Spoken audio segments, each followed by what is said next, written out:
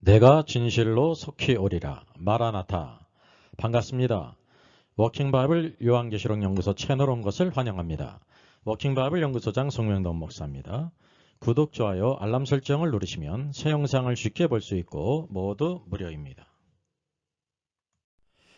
요한계시록 12장입니다. 해와 달과 12별의 면류관을 쓴 여자는 누구인가? 이스라엘인가? 마리아인가? Our Father in heaven, hallowed be your name. Your kingdom come, your will be done on earth as it is in heaven. Give us today our daily bread. Forgive us our debts, as we also have forgiven our debtors.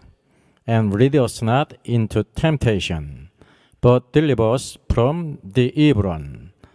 For yours is the kingdom and the power and the glory forever. Amen. 오늘의 말씀은 계시록 12장입니다. 해와 달과 12별의 면류관을 쓴 여자가 나오죠. 우리 한번 같이 읽겠습니다.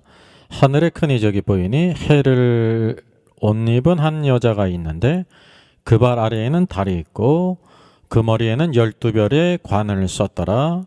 이 여자가 아이를 베어 해산하게 되매 아파서 애를 쓰며 부르짖더라. 첫 번째 이적이죠. 이적 표적이라는 뜻입니다. 그래서 큰 표적이 있습니다. 킹제임스 성경은 The A Great Wonder라 그랬는데 사인이라고 해도 좋고요. 표적, 이적. 헬라어는 세메온입니다. 그래서 여기 여자가 있고 이제 아주 독특한 여인이죠. 옷을 입었는데 해를 옷을 입었어요. 그리고 그 발 아래는 달이 있고요. 머리에는 12별의 그 면류관을 썼다고 말합니다. 이게 관으로 번역됐는데 스테파노스입니다. 면류관입니다. 그리고 이 여자가 아이를 베어 해산하게 되면 아파서 애를 쓰고 부르짖죠. 그 뒤에 보게 되니까 그가 해산하여서 여기 남자아이를 낳습니다. 또 하늘에 또 다른 이적이 보입니다. 이게 두 가지 이적이에요. 한 큰 붉은 용이 있어 머리가 7이고 뿔이 10이라. 그 여러 머리에 7 왕관이 있더라. 그 꼬리가 하늘의 별 3분의 1을 끌어다가 땅에 던지더라. 용이 해산하려는 여자 앞에서 그가 해산하면 그 여자를 삼키고자 하더니 여자가 아들을 낳으니 이는 장차 철장으로 철 막대기라는 것입니다. 만국을 다스릴 남자라. 그 아이를 하나님 아까 그 보좌 앞으로 올려가더라. 그 여자가 광야로 도망하며 거기서 1260일 동안 그를 양육하기 위하여 하나님께서 예비한 곳이 있더라라고 말씀하고 있습니다. 그래서 또 다른 이적 표적이 보였는데 큰 붉은 용이 있었어요. 여기 또 머리가 7이고요. 뿔이 10입니다. 10뿔이 있고 또 그 머리에는 7 왕관이 쓰여졌다 그랬습니다. 그래서 여기 계시록 12장에 나오는 것은 모두 다 표적입니다. 이적입니다. 여기에 대한 우리가 성경의 바른 견해를 우리가 알게 될 때 성경 전체에서 오늘도 우리에게 보여주고 하는 영적인 그런 전쟁과 그 내적인 그 모든 것들을 우리가 참으로 바로 알 수가 있습니다. 계시록 12장에는 굉장한 그 이상이 있습니다. 표적으로서 이상을 하나님께서 계시로 보여줬다는 사실이죠. 여기에 한 여인이 있습니다. 한 여자가 있는데 여기 12별의 면류관을 썼어요. 머리에 지금 12별의 면류관을 쓴 것입니다. 같이 있는 것입니다. 그림상으로는 따로 떨어져 있는데요. 뿐만 아니라 해를 입고 있습니다. 해를 옷같이 입고 있다는 그런 뜻입니다. 그래서 이 그림에서는 그것이 잘 안 나타났죠. 사실은 이런 이상적인 그림을 찾기 어려워서 사실 이 그림은 가톨릭에서 지금 이 계시록 12장의 이 여인을 마리아로서 여기 이제 이 남자아이를 예수님으로서 표현했기 때문에 이 그림이 성경적으로 잘 나오질 않아요. 제가 그래서 이렇게 급하나마 이 편집을 이렇게 했습니다. 그리고 요 발 안에는 달이 있어요. 달을 밟고 있어요. 굉장한 이상이죠. 근데 이 여인이 막 해산해 놓고 갈 때 이 큰 용이 있습니다. 큰 용이 드래곤. 그래서 이 여인이 막 고통 중에 그 사내 아이를 낳았습니다. 남자아이를 낳았어요. 여기에서 남자아이를 낳고 이렇게 안고 있지 않습니까? 그러니까 이 용이 그래서 이 남자아이를 삼키려고 했는데 이 남자아이가 이제 하늘로 휴거가 됐어요. 부활해서 하늘로 휴거가 되니까 이제 그 분노가 이 여인에게 향했다는 사실이죠. 그래서 광야에 1260일 동안 하나님께서 그를 이제 보호하셨다는 이런 말씀이 있다는 거죠. 그래서 오늘의 말씀을 이 그림으로 잘 우리가 새겨둔다고 하면 온전히 우리가 잘 이해할 수가 있습니다. 네, 유튜브 채널 영원한 복음에 최호영 목사라는 분이 있습니다. 이분은 그 여자가 해와 달과 12별의 멸류관을 신 여자를 이스라엘이라고 말합니다. 제가 그래서 이분이 어떤 분인지를 이제 유튜브 영상도 보고요. 쭉 이제 안식교 계통 같아요. 그래서 정확한 것을 찾기 위해서 이제 그 유튜브 채널 정보에도 보니까 뭐 양력도 없고 이력도 없어요. 제가 이제 검색을 해보니까 여기 제7일 안식일 예수 재림교 충천합회에 뭐 여기 있는 것처럼 인사이동 해가지고 제7일 안식교 안식일교거든요. 여기 보니까 대전중앙교회 최호영 목사 연합회가 이렇게 있단 말이죠. 그래서 대천중앙교회입니다. 대천중앙교회로 사용하고 있어서 대천중앙 재림 안식일교회로 담임 목사 이름도 최호영으로 같아서 제가 한때는 이제 안식일 목사로 이렇게 오해도 했습니다. 근데 이 영원한 복음의 최호영 목사는 그 장로교 목사라고 합니다. 근데 그 이제 그 모든 계시록 영상이라든지 이 모든 것을 올리는 거 보면 안식교와 이렇게 이제 안식교 계열과 유사해요. 그래서 여러 가지들 제가 찾아보니까 세계기독교 이단 상담연구소에서 이 영원한 복음 채널의 최호영 목사는 구원파 계열이라고 말합니다. 이게 간판은 장로교면서 이제 구원파 계열이라고 소개하는 것을 봤습니다. 여기 있는 것처럼 이제 예수님의 그 재림과 휴거를 계산하고 있습니다. 여러분이 채널 영상 찾아보면 쉽게 알 수가 있는데 사실은 큰 도움은 되지 않습니다. 이런 것을 보게 되면 오히려 모르니만 못한데 이 최호영 목사라는 분의 그 신학을 우리가 한 편 쭉 몇 번 이렇게 찾아보면요. 과거에 2017년도 9월 23일 날 휴거를 주장했어요. 이미 지나가지 않았으면 불발이 됐습니다. 그리고 그때도 이제 일주일 후 30일로 연기해가 또 주장했어요. 또 불발됐죠.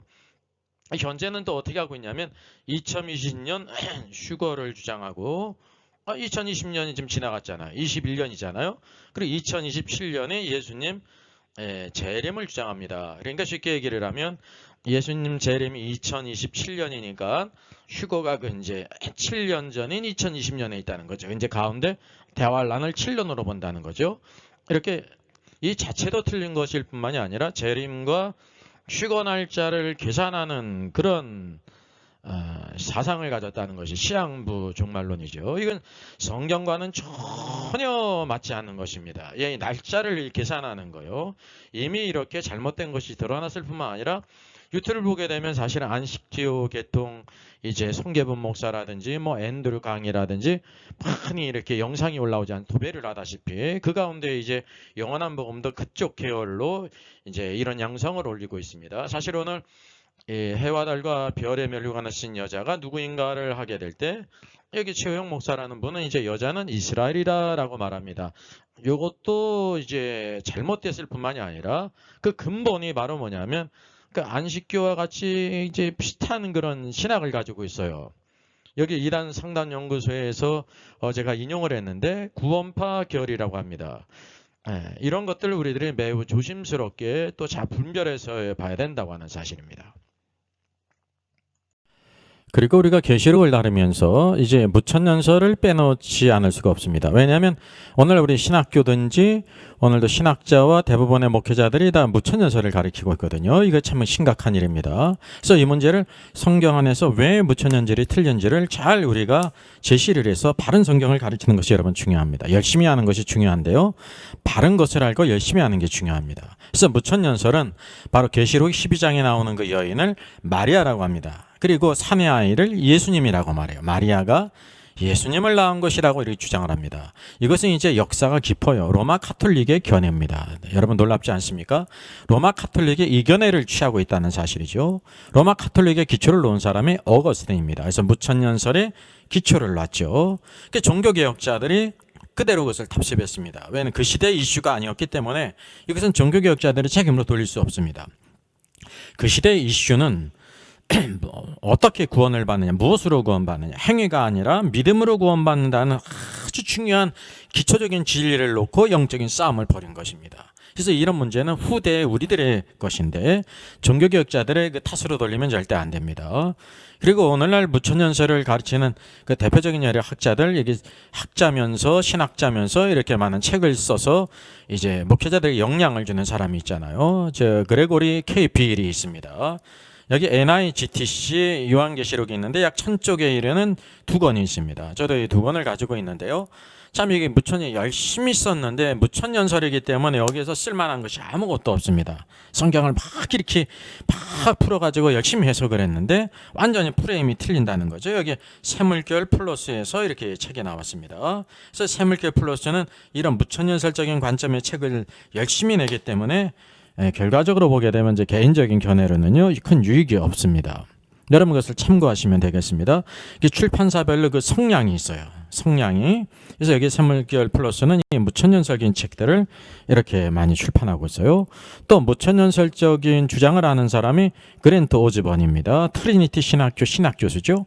트리니티 신학교를 이렇게 나온 분들은 다 무천연설을 배웠을 것입니다. 물론 어떤 분은 소수의 사람은 무천연설을 배웠어도 전천연설을 바로 견지하는 분이 있을 수가 있습니다. 그래서 여기 그랜트 오즈번이 요한계시록을 여기 쭉 이렇게 썼어요. 그래서 성경 주석이 쭉 여기 많이 나오는데 여기 출판사는 부흥과 개혁사예요. 부흥과 개혁사가 열심히 이런 책들을 냅니다. 그리고 어떤 의미에서요? 샘물결 플러스든지 부흥과 개혁사는 이렇게 다른 출판사들은 그냥 많이 팔리는 책, 그런 책을 많이 냈는데 여기는 꼭 많이 팔릴 수 있는 책을 내는 것이 아니라 이렇게 출판사 입장에서 이제 목회자들이든지 일반 성도에게 꼭 필요한 책을 내야 되겠다 해가지고 이제 이런 책들을 내는 것은 참 긍정적이고 좋은데 문제는 바로 뭐냐면 이게 무천연설적인 관점이기 때문에 성경을 완전히 이렇게 뒤집어 놓는다는 사실입니다. 이게 제 영상들을 쭉 보게 되면 그래서 오늘날 이 시대에 큰 우리가 하나의 이슈 장애물이 무천년이냐 전천년이나 무천년이 맞으면 전천년설이 틀리는 거고요. 전천년설이 맞으면 무천년설이 틀리는 겁니다. 이게 양립은 있을 수가 없다는 사실이죠. 그래서 이 문제를 여러분 심각하게 여러분 생각하셔야 돼요. 제가 개인적인 것에 치우쳐서 그러는 것이 절대 아닙니다. 이 방송을 듣는 우리 목회자님들이니 성도님들은 그래서 이 신학이 얼마나 중요한지 왜냐하면 그 신학을 갖고 그렇게 또 설교를 하고 오늘도 우리가 가르치기 때문에 그렇습니다. 그래서 그랜트 오즈번도 무천연설적인 관점으로 요한계시록을 이렇게 다 제시하고 있다는 것입니다. 또 윌프리드 해링턴도 마찬가지고요. 특별히 우리나라에서 그 요한계시록을 열심히 가르치는 분이 이필찬 요한계시록 연구소 소장입니다. 많은 목회자들 교회 집회를 많이 나가지 않습니까? 책도 또 다시 쓰고 있다고 하는데 이제 나왔는지는 모르겠습니다. 이필찬 이 연구소장인 경우도 무천연설적인 관점으로 쭉 열심히 사역을 하는데 여기 계시록의 12장에 나오는 이 이상 중에 한 여인을 뭐라고 가르치냐면요. 예수님을 낳은 마리아다. 사내 아이가 남자아이가 예수님이다 말이죠. 여러분 계시록 12장이요. 마태복음 2장에 나오는 예수님의 탄생과 같다는 것입니다. 여러분 이 심각성을 여러분 아셔야 돼요. 그래서 이 근본적인 프레임이 어디가 잘못됐는지 프레임이 잘못됐기 때문에 모든 것이 다 틀어지는 것입니다. 그래서 이 무천연설적인 관점에서 이 여인 계시록 12장에 나오는 여인이 마리아고 이 여인이 낳은 남자아이가 예수님이라고 하는 것은 비성경적인 것입니다. 전혀 다른 거죠. 맞는 게 하나도 없어요. 비슷해 보이죠. 마리아가 예수님을 낳았듯이 여기 12장에도 아주 이상 중에 한 특별한 여인이 여기 남자아이를 낳는 것에 비슷하지 않습니까? 여자로서 갖고. 근데 성경의 깊은 의미를 우리가 알지 못하면 이렇게 오도될 수 있다는 사실을 우리가 기억해야 됩니다. 자, 내용 속으로 한번 들어가 보겠습니다. 여기 한 여인이 있습니다. 이게 12별의 그 면류관을 쓰고 있죠. 그래서 무천연설이 주장하는 그 주장을 한번 쭉 이렇게 서베이를 해보겠습니다. 간단히 굉장히 중요한 것입니다. 여러분 그래서 무천연설이 성경적으로 맞는지 아니면 뭔가 이제 맞지 않는지 그거를 잘 찾아보라는 거예요. 여러분 스스로 생각하세요. 여기 제 방송을 듣는 모든 목회자들인지 성도님들은 제가 이렇게 해가지고 무조건 저를 믿지 마세요. 얼굴도 보지 못했잖아요. 제 책을 볼 수는 있죠. 그렇죠? 영상을 보면은 제가 어떤 사람인지 어떤 생각을 갖고 어떻게 성경을 보고 있는지를 여러분 알 겁니다. 그래서 제 얼굴을 알 필요가 없습니다. 찾아보면 또 알 수가 있고요. 그래서 이 견해를 성경에서 어떻게 말하고 있는지를 우리가 잘 알아야 합니다. 그래서 제 방송을 보는 모든 분들은 베레아 사람이 그런 것처럼 말씀을 간절히 받을 뿐만 아니라 또 이것이 그러한 것에서 성경을 상고하라는, 성경을 잘 연구를 해가지고 그러하구나, 이게 아무개의 말이 아니라 이게 바로 하나님의 말씀이 그런 것이구나라는 것에 오늘도 우리들이 성령님에 의해서 그리스도와 함께 이렇게 접목이 돼야 되는 거예요. 사람 안에서 끝나면 안 된다는 사실이죠. 그래서 무천년설이 뭐라고 주장하는지, 무천년설이 중요한 것은요, 성경의 모든 것을 상징으로 봐요. 들어보셨죠? 무천년설은 상징으로 본다는 것입니다. 여기 한 여인이 있지 않습니까? 이 여인이 여기 있잖아요. 그리고 여기 해를 입고 있어. 해를 옷으로 입고 있다는 거예요. 해를 입고 있다 말이죠. 그래서 해를, 선을 입고 있습니다. 여기 발에는 또 달을 밟고 있습니다. 밑에 발이, 이 달은 위에 있는 게 아닙니다. 발 아래, 발로 밟고 있는 것이 달이라는 사실이죠. 문. 그리고 여기 보게 되면 그 머리에는 12별의 면류관을 썼어요. 관이라고 그랬는데 면류관이 좋습니다. 여기 스테파노스거든요. 여러분, 초대교회 스테반 지사님이 있죠. 스테파노스의 면류관이라는 일입니다. 그 면류관 이름답게 죽도록 충성했죠. 순교자지 않습니까? 그게 믿음의 승리자예요. 그래서 12별의 또 면류관을 이렇게 쓰고 있습니다. 굉장히 아주 귀한, 영광스럽고 참 한 번으로 이해하기 어려운 그런 이 여인이라는 사실이죠. 근데 여기 보면 용이 있어요. 큰 붉은 용이 있어요. 큰 붉은 용이. 이 여자가 막 해산하려고 이렇게 배가 불렀거든요. 해산하려고 할 때 이 붉은 용이 여기 막 호시탐탐 노리고 있다고 하는 사실이죠. 그러다가 이 여인이 남자아이를 낳습니다. 어맨 차일드, 남자아이를 낳았습니다. 이게 예수님이 아니에요.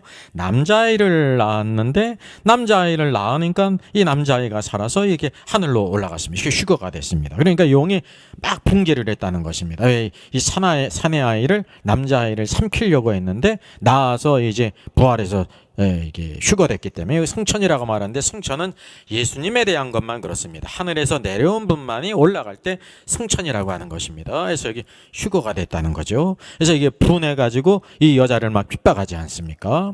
그래서 이게 무천년설은 특별히 이 한 여인, 이상 중에 이 굉장한 여인이지 않습니까? 이 여인을 예수님을 낳은 마리아라고 이렇게 해석을 합니다. 여러분의 느낌에, 여러분 다 가지고 있는 여러 가지, 오늘 영상을 통해서, 성경을 통해서 가지고 있는 그래도 기초적인 것이 있잖아요.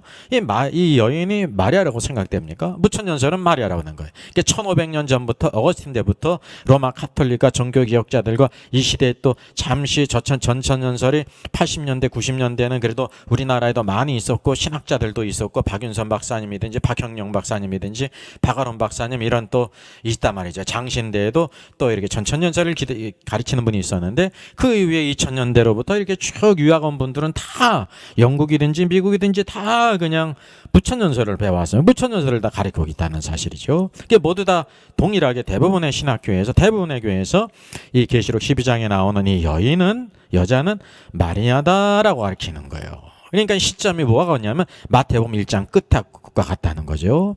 그 자연히 그래서 이 남자아이는 예수 그리스도를 낳은 것을 여기 계시록에서 보여주고 있는 것이다라고 해석한다고 하는 사실이죠.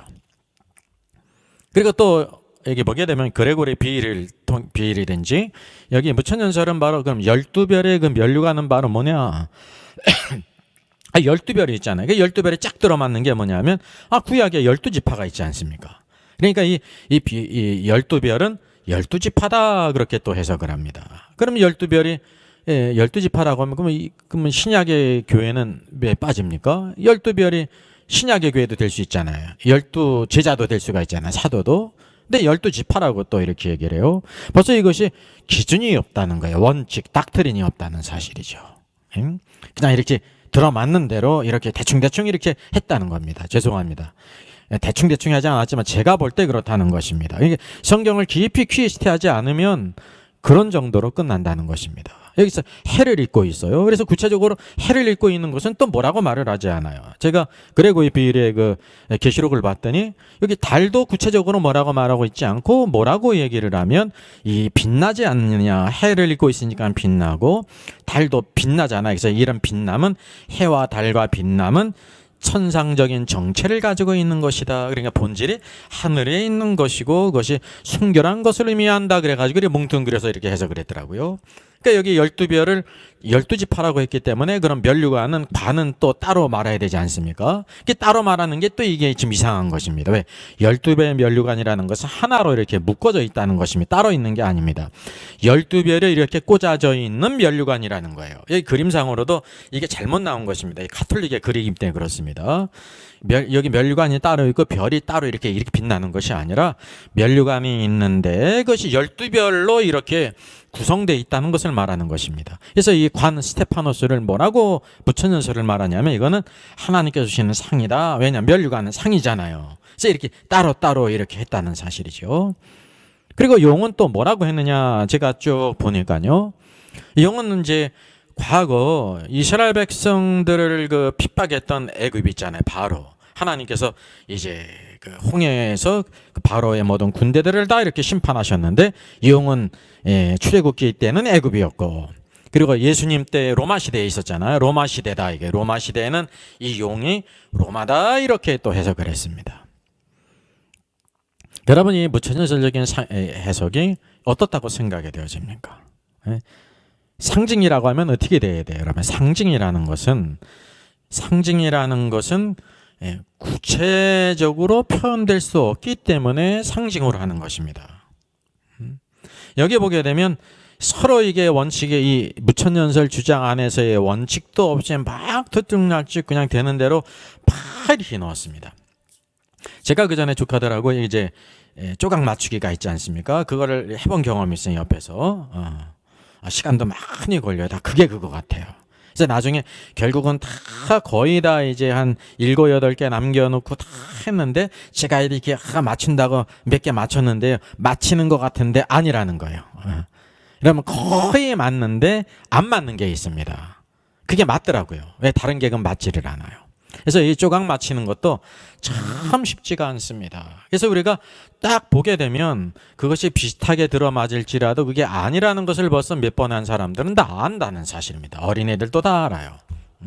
오늘도 이 성경은 모든 것이요 완전한 말씀이라는 사실입니다. 여기 이 말씀을 보게 될 때 아주 완전히 버버버버버 흑거리는 것이 이 안에서도 원칙이 없기 때문에 그냥 끼워 맞췄단 말이죠. 그러니까 가장 심각한 것이 바로 뭐냐면 계시록 12장인데 예수님의 탄생은 어디에 있냐면 마태복음 1장 끝 2장에 있지 않습니까? 1장 끝에 있고요. 누가복음 1장 2장에 있지 않습니까? 근데 계시록 12장이 또 예수님의 탄생을 구태여 우리에게 보여주시겠습니까? 그렇게 성경에 할 일이 없어가지고 또 계시록에 써요. 예? 여러분 예수님의 탄생은 사도행전에도 없고 서신서에도 없어요. 근데 계시록에 있다는 말입니까? 계시록은 성경의 마지막 결론의 책이라는 것입니다. 그래서 이 무천연설은 어떤 사람의 말에 표현을 한다고 하면 막 다빈치 코드처럼 막 성경을 코드화해 가지고요 막 이상하게 다빈치 코드처럼 만들어 버렸다는 것입니다. 그 말에 여러분 그 의미가 있습니다. 성경은 그런 책이 아니라는 것을 우리가 알아야 합니다. 그러면 이 계시록 12장에 나오는 이상 중에 굉장한 여인이 있지 않습니까? 워킹 바이블에서는 전천연설을 기초로 하고 있어요. 그랬다고 그래가지고 전천연설이 모두 다 맞고 무천연설은 다 틀리고 그런 것이 아닙니다. 제 책에도 있는 것처럼 이제 전체적인 모든 기조 기반이 전천연설이 맞는데 무천연설이 이제 맞는 것이 있는데 잘못 이렇게 오류로 해석한 것도 이거 그렇다고 하는 사실. 여기서 플러스 알파를 이렇게 표현했습니다. 아주 중요한 것은 전천연설적인 관점을 갖고 봐야 이 모든 것을 바로 알 수가 있다는 사실입니다. 여기에 오늘 계시록 12장에 하늘에 큰 이적 표적이 보였다잖아요. 사인이 보였다잖아요. 이게 해를 옷 입은 여인, 발 안에는 달이 있고 머리에는 12별의 면류관을 쓰지 않았습니까? 이 이적이 보였고 표적이 보였고요. 표적이라는 것은 사인입니다. 그리고 또 하늘에 또 다른 이적이 보였는데 그건 한 큰 붉은 용이었습니다. 머리가 7이고 뿔이 10이라. 이게 두 가지 표적, 이적, 사인이 보였다는 사실이죠. 모두 다 이것이 사인이기 때문에 그 사인이라는 것은 그 어떤 구체적인 것을 보이는 것이 아닙니다. 왜냐하면 구체적으로 누구인가를 보이기 어렵기 때문에 바로 이런 사인을 통해서, 표적을 통해서 보이고 있거든요. 이게 마리아가 예수님을 낳았다고 하면 마리아가 예수님을 낳았다고 하지 이렇게 어렵게 막 하지 않는다는 사실이죠. 우리가 이 기초적인 관념을 바로 가질 필요가 있습니다. 그래서 이 이적 표적이란 무엇이냐면요, 헬라어 세메온이에요. 그래서 이적, 표적, 기적. 그러니까 어떻게 보면 그게 기적이에요. 근데 거기에 뭐가 있냐면 상징이라는 의미도 있고 표시라는 의미도 있습니다. 사인이에요. 그래서 마태복음 12장 39절에도 유명한 말씀이 있죠. 바리새인들이 이제 예수님께 표적을 구했잖아요. 하늘로서 내려온 표적, 기적적인 것을 좀 보여달라고 그러지 않습니까? 예수님이 칭찬하신 게 아닙니다. 그들을 책망했습니다. 아주 준엄하게 악하고 음란한 세대. 예, 악하고 음란해요. 표적을 구한다죠. 표적을 구하는 신앙은요, 악하고 음란한 세대입니다. 흔히 서사라 목사 같은 경우는 이 복음을 잘 전하기 위해서 천국 지옥 다 보여달라고 그랬더니 천국 지옥을 그냥 이 하루에 한 번씩 이틀 건너서 그냥 수십 번을 왔다 갔다 했잖아요. 그래서 책을 냈잖아요. 이러면 그게 거짓이에요. 그리고 제가 사기라고 말하지 않습니까? 왜냐하면 그걸 통해 가지고 많은 이득을 얻기 때문에 그렇습니다. 마치 진리를 혼자 다 이렇게 그냥 특권을 낸 것처럼 많은 수많은들이 그를 사기치고 있다는 사실이죠. 그래서 이 표적을 구하는 신앙은 이 말씀으로 봐도 다 악하고 음란한 자지 착하고 순결한 자가 아니에요. 예? 천국 지옥 갔다 왔다고 하는 모든 사람들과 증거를 해가지고 막 사람들을 막 회개시킨다고 그러고 예수 믿게 한다고 하는 것은요, 근본 베이스가 완전히 잘못된 것입니다. 우리가 성경을 우리가 바로 알아야 된단 말이죠. 예수님께서 이 표적을 구하는 모든 사람들, 오늘도 마찬가지입니다. 누구든지 악하고 음란한 세대라고 했습니다. 아주 싹한 자들이다, 음란하다는 겁니다. 마치 호세 아내 고멜이 음란했잖아요. 요한복음 4장에 나오는 사마리아 여인이 남편이 이미 5이나 있었죠. 음란했잖아요. 그러하다는 것입니다. 이런 표적을 구하는 신앙은 좋은 신앙이 아닙니다. 나쁜 신앙인데 오늘도 이 분별력이 없어서 가지고요, 그냥 그런 것들을 아주 굉장한 양 막 그냥 쫓아다니는 사람들 보면 얼마나 안타까운지 몰라요. 그 신앙은 그 신앙이 책임지는 것입니다. 자기가 믿은 대로. 그래 주께서 말씀하시기를 선지자 요나의 표적밖에는 보일 표적이 없다. 그래서 우리에게 보일 표적이 있는데 뭐냐면 선지자 요나 아시지 않습니까? 어린아이들도 요나가 이제 불순종하다가 이제 바다에 던져졌는데 큰 물고기 뱃속에서 3일 동안 밤낮으로 있다가 회개하니까 나오지 않았습니까? 얼마나 놀라운 얘기예요. 기적적이죠. 그래서 이게 표적이에요.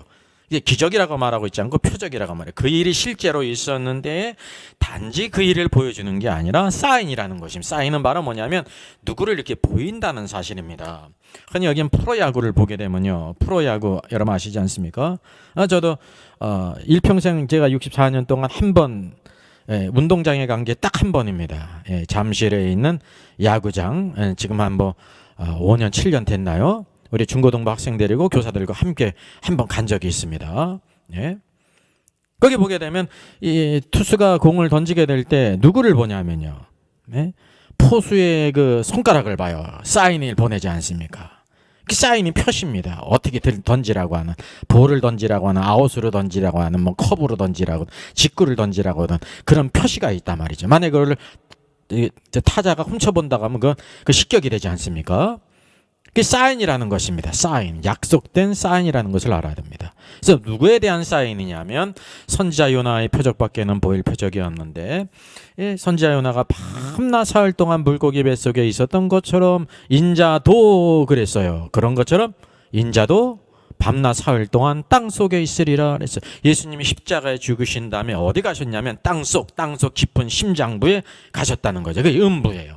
거기가 낙원이에요. 십자가 옆에 강도에게 내가 오늘날 나와 함께 낙원에 있으리라. 우리가 흔히 십자가 옆에 강도가 죽은 다음에 하늘에 있는 천국에 갔다고 하지 않습니까? 잘못된 것입니다. 이 가톨릭의 가르침이에요. 이걸 1500년 동안 쭉 그냥 답습했다는 거죠.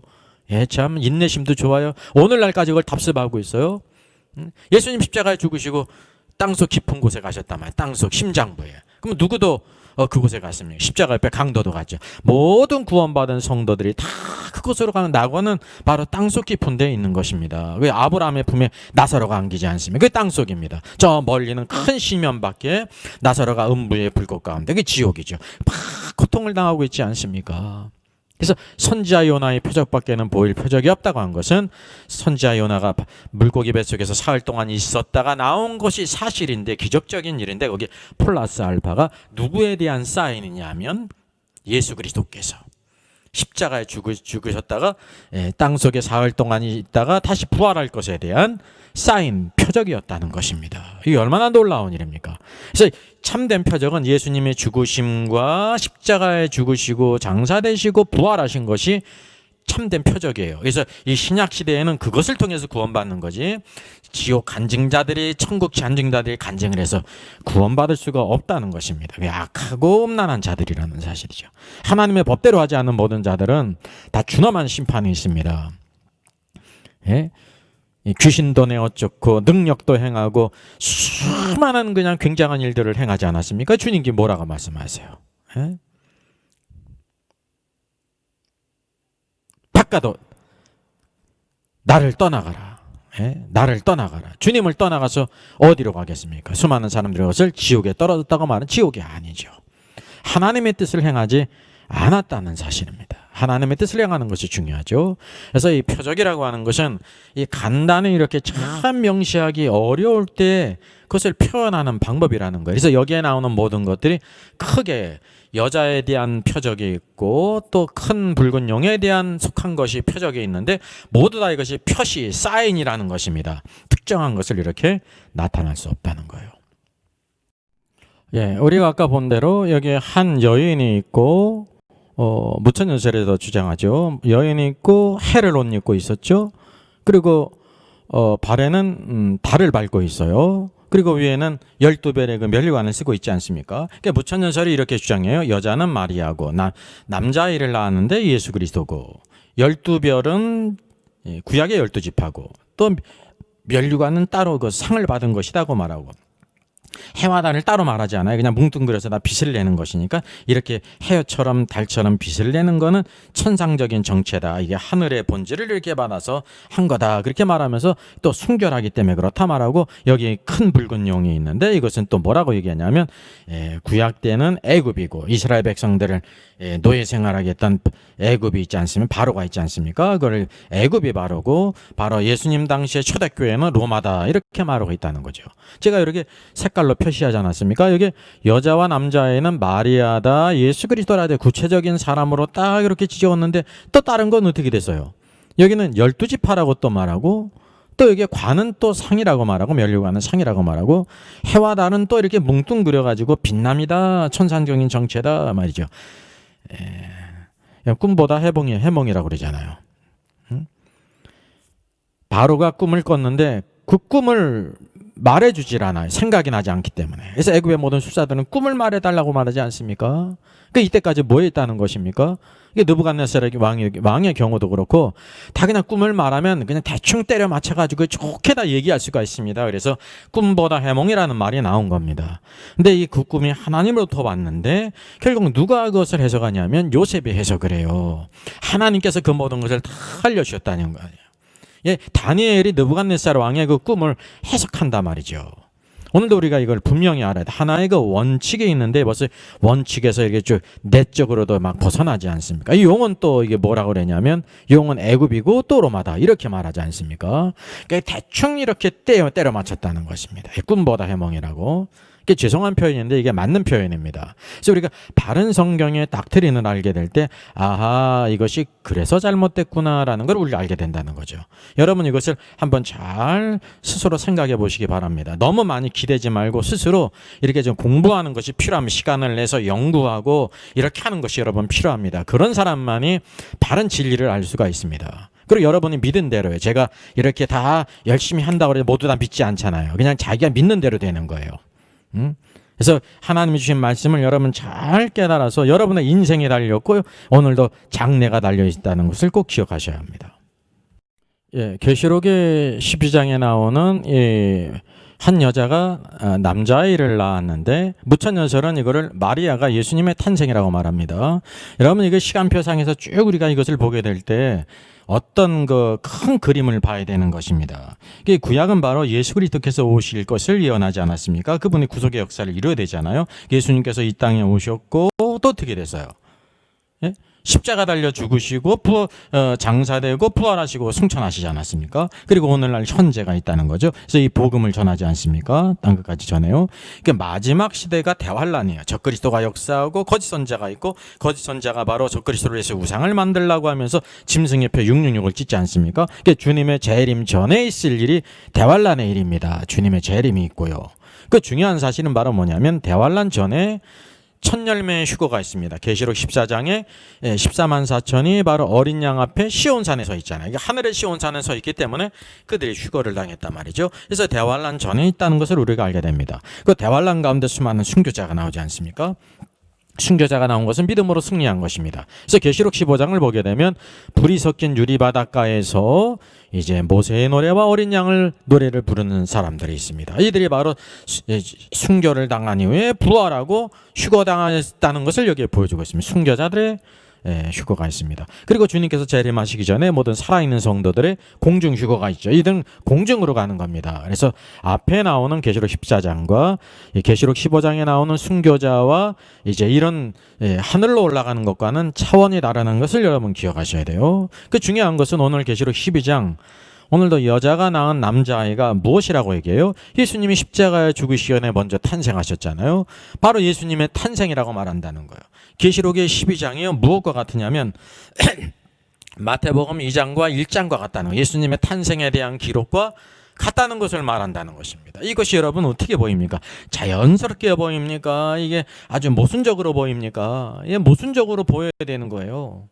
예? 뜬금없이 계시록에 서신서에도 예수님의 탄생을 기록하지 않지 않습니까? 그건 복음서에 나오는 거죠. 사도행전에도 예수님의 탄생이 없잖아요. 왜냐하면 그건 복음서의 역사이기 때문에. 근데 이게 부천연설은 바로 이 여자가 낳은 남자아이를 마리아가 예수님을 낳은 것과 비슷하기 때문에 여기에 이렇게 맞췄다는 사실이죠. 그러니까 얼마나 많은 오류가 있겠습니까? 여러분 그것을 잘 분별할 수 있어야 된다는 사실이죠. 그래서 맨 밑에 보게 되면 부천연설의 견해는 바로 뭐냐면 이게 전기간, 그래서 이게 화살표를 쉽게 표현하지 않았으면 이 전기간을 다 뭐냐면 계시록의 중요한 부분, 계시록 12장에 나온 더중인이 있는데 더중인은 어떤 특정한 사람을 가리키는 게 아니라 구약과 신약교회에다 그렇게 가르치잖아요. 그러니까 도중인의 계시록 11장은 시점이 다 뭐냐면 구약과 신약을 통틀은 기간을 계시록 11장에 담았다는 그런 견해가 된다는 것입니다. 여러분 자연스럽습니까? 아주 억지스럽습니까? 그리고 또 대환란이 나오지 않습니까? 특별히 적그리스도가 무상을 세울 때가 바로 멸망에 가증한 것이 거룩한 곳에 설 때 바로 대환란, 큰 환란이 있겠다고 마태복음 24장에 주께서 말씀하셨잖아요. 근데 대환란을 부천연설은 뭐라고 얘기하냐면 대환란이라는 특정한 기간은 없다. 전 성도들의 모든 전 살아있는 기간이 다 환란이다. 그래서 특정한 재환란을 부인한다는 거예요. 그러니까 모든 성도가 살았던 때가 다 대환란이라고 말하는 것입니다. 여러분 이게 심각한 이게 문제가 있고 모순적이라는 것을 발견하지 못한 사람은요, 좀 열심히 좀 노력을 해야 돼요. 힘을 써야 돼요. 그 신앙이 뭔가 크게 잘못 있는 것입니다. 어찌 지금 시대가 마귀가 무적행에 갇혔다고 생각합니다. 지금이 천년왕국 같습니까? 지금 우리나라가 천년왕국과 미국이 천년왕국, 중국이 천년왕국 같고 교회가 왕노릇하는 것 같아요. 네? 아니라는 사실이에요. 언제냐면 주님의 재림은 하나님의 왕국은 바로 통치를 가져오는 거예요. 그때 모든 사람이 다 눈에 보이게 통치를 가져와 철장 권세를 모든 것을 다 공의로 다스리시고 오늘도 주님께서 온 세상을 회복케 하시는 때라는 사실을 우리가 기억해야 된다는 사실이죠. 그래서 이런 도표를 통해서 무천여설의 관념이 어떠한지를 우리가 알게 될 때 아하, 참 이게 무언가 문제가 있는 것을 발견하고 구체적으로 우리가 하나씩 여기는 이제 5일장에서 시골 5일장에서 만병통치약을 파는 데가 아니거든요. 그러니까 어떤 것을 주장하게 되면 왜 그런지를 근거들을 잘 우리가 퀴즈해 가지고 그 원칙을 발견하게 될 때 이걸 부인하지 못한다고 하는 사실이죠. 여러분 그런 고백이 있어야 돼요. 그런 고백이 없이 그런가 보다 하는 것은 너무나도 부족하다는 사실입니다. 그래서 계시록 12장의 문제를 다루게 될 때 여러분 이거를 꼭 미리 참조하셔야 됩니다. 워킹 바이블에서는 특별히 우리 목회자님들과 모든 성도님들이 성경을 잘 읽고 해석하기 위해서 이렇게 QST가 있어요. 이때까지는 QT를 했는데 이 성경을 이렇게 읽고 해석할 수 있는 원칙을 이렇게 성경에서 찾아서 그런 원칙을 제시했어요. 42번 영상과 43번 영상 QST 해석 법칙에 대해서 기본적으로 나왔습니다. 이 7가지 원칙을 제가 제시를 했습니다. 첫 번째 원칙은 화자와 청자의 법칙, God and I 아니면 Jesus and I예요. 이게 성경의 모든 말씀은 하나님이 예수님께서 오늘도 나에게 말씀하시는 거예요. 내가 꼭 있어요. 이게 중요한 것이. QST 두 번째 원칙은 뭐냐면 키워드의 법칙이 있어요. 그 모든 성경들마다 키워드가 있습니다. 키워드 가운데 그것과 관련된 주제가 있다는 거죠. 그래서 주제를 파악하는 것이 굉장히 중요한 기초적인 거죠. 세 번째 원칙은 프렌즈의 법칙이 있습니다. 그러니까 우리가 성경의 역본을 참조하는 것이 굉장히 중요합니다. 그래서 우리가 쉽게 참조할 수 있는 거 영역본인데, 영역본 중에서도 NIV 성경 말고요. NIV 성경은 영어를 배우는 쪽에서는 좋지만 성경을 연구하는 편에서는 좋지 않습니다. 왜냐하면 이렇게 의역을 해놨어요. 이해를 잘하려고 하는 의역을 했는데 오늘 우리에게 의역이 필요하지 않습니다. 성경이 있는 그대로 오리지널 그대로 문자적으로 번역한 게 중요하다는 사실이죠. 그래서 우리가 원어를 공부하는 거 아닙니까? 그러니까 여러분 특별히 원어를 공부하지 않아도 킹제이 성경은 그대로 문자대로 그대로 거의 번역을 했단 말이죠. 그래서 성경의 역본을 참조하는 것이 굉장히 중요합니다. 프렌즈의 법칙 이거를 기억해 두시고, 네 번째 법칙은 히어의 법칙이 있어요. 흔히 콘텍스트라고 그러죠. 예? 사건을 할 현장을 잘 보존하지 않습니까? 내가 어떤 말씀을 봐도 그 말씀 안에 단서가 있다는 것입니다. 그러니까 히어니까 가까운 데 있는 거죠. 바로. 그리고 또 어디 오버데어의 법칙이 있어요. 가까운 곳에 증거들이 있습니다. 가까운 곳에. 또 가까운 곳에만 증거가 있는 게 아니라 여섯 번째 법칙은 파로의 법칙이 있어요. 먼 곳에도 증거가 있어요. 창세기가 있다고 하면 먼 곳이 어디 있냐면 신약에도 있고 복음서에도 있고 서신서에도 있고 계시록에도 있습니다. 먼 곳에도 여러 가지 많은 증거들이 있어요. 이게 QST의 원칙은 한 군데로 조명하는 게 아니라 세 군데, 네 군데, 저거 5군데 조명을 하게 되면 우리가 한 군데 봐가지고 조금은 잘 볼 수 있지만 오해가 생길 경우가 있으면 누구든지. 그래서 이 수많은 그런 조명을 통해서 온전한 성경의 미닝을 찾을 수 있다는 거죠. 그 7번째 법칙은 스피릿 앤 라이프의 법칙이에요. 이게 하나님의 관점인데 모든 성경은 다 영적인 관점을 가지고 쓴 것입니다. 왜? 우리에게 영의 필요가 있기 때문에. 그래서 영은 곧 생명이거든요. 내가 너에게 이른 모든 말은 영이요 생명이라 그랬습니다. 오늘도 하나님께서 뭘 주시기를 원하시냐면 영을 주시기를 원하십니다. 스피릿. 그리고 생명입니다. 오늘도 믿음 안에서 영 안에 있는 사람이 생명 안에서 자랄 수 있다는 사실이죠. 이게 가장 중요한 것입니다. 그리고 하나 더 이제 덧붙여서 얘기한다고 하면 이제 8번째 법칙. 바로 요 계시록 12장의 문제를 다루면서 카인드의 법칙을 제가 공개를 하겠습니다. 종류의 법칙입니다. 카인드. 하나님께서 모든 창조물들을 피조물들을 종류대로 다 만드셨잖아요. 그러니까 물질 세계도 다 종류대로 만든 것처럼 성경을 해석하는데도 종류의 법칙이 있다는 것입니다. 이게 다른 말로는 하모니의 법칙입니다. 하모니. 예. 조화의 법칙, 종류의 법칙, 다른 말로 표현할 수 있는 거. 그래서 이 말씀을 잘 할 테니까 적어도 42번 영상과 43번 영상의 첫 번째 법칙으로부터 7번째 법칙을 잘 여러분 미리 공부를 하시면 성경을 보는데 눈이 띄어요. 그래서 우리가 큐티하는 정도가 아니라 QST를 함으로 인해 가지고 아전인수격으로 그냥 내가 좋아하는 대로 그냥 그렇게 쓸데없는 위로받고 끝나는 것이 아니라 참된 위로가 참된 하나님의 말씀을 알아야 우리가 힘을 얻고 위로를 얻는 것입니다. 그래서 미리 준비하시고 그 다음 화요일 날은 QST 8번째 법칙을 카인즈의 법칙을 하면서 계시록 12장에 나오는 이상 중에 굉장한 여인이 또 큰 붉은 용이 무엇인지 같이 찾아보겠습니다. 예수도 알기 원하네. 같이 찬양하겠습니다.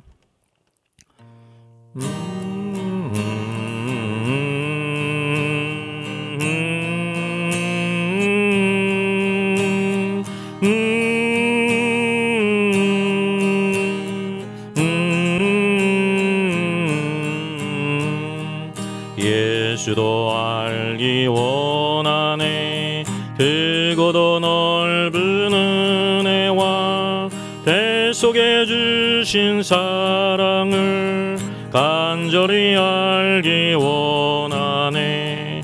내 평생의 소원, 내 평생의 소원, 대속해 주신 사랑을 간절히 알기 원하네. 성령이 스승되셔서 진리를 그치시고 거룩한 뜻을 깨달아 예수를 알게 하소서. 내 평생의 소원, 내 평생의 소원, 대 속에 주신 사랑을 간절히 알기 원하네. 성령의 감화 받아서 하나님 말씀 배우니 그 말씀 안절안절히 내 맘에 교훈되도다. 내 평생의 소원, 내 평생의 소원, 대 속에 주신 사랑을 간절히 알기 원하네. 예수가 계신 보좌는 영광에 둘러 있도다. 평화의 왕이 오시니 그 나라 왕성하도다.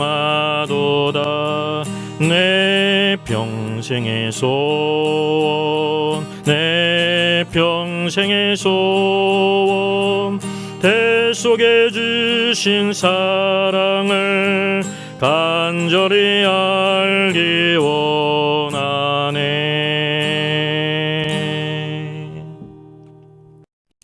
은혜의 주님 감사합니다.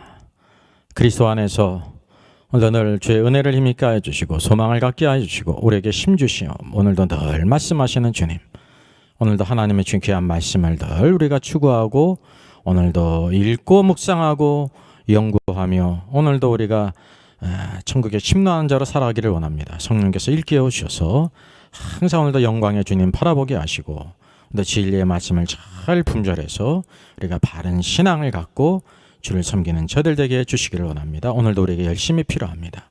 그러나 참된 목표를 향해 달려가는 열심히 있도록 해주시고 정말로 우리 주 예수 그리스도 안에서 예수 그리스도께서 나의 주인이심을 선포하고 고백하고 먼저 그의 왕국과 그의 의를 위하며 오늘 이 땅에 하나님의 모든 몸된 교회의 일꾼으로 오늘도 이기는 자로 살아 승리하는 저희들 되게 해주시기를 원합니다. 죄 없는 교회를 섬기는 모든 우리 목사님들을 축복해 주셔서 어렵고 힘든 모든 일에 항상 주님의 위로가 있게 하시고 소망이 있게 하여 주시고 또 충성스러운 모든 일꾼들을 통하여 오늘도 주의 일을 잘 감당하도록 주여 도와 주시옵소서. 오늘도 주님의 은혜를 사모합니다.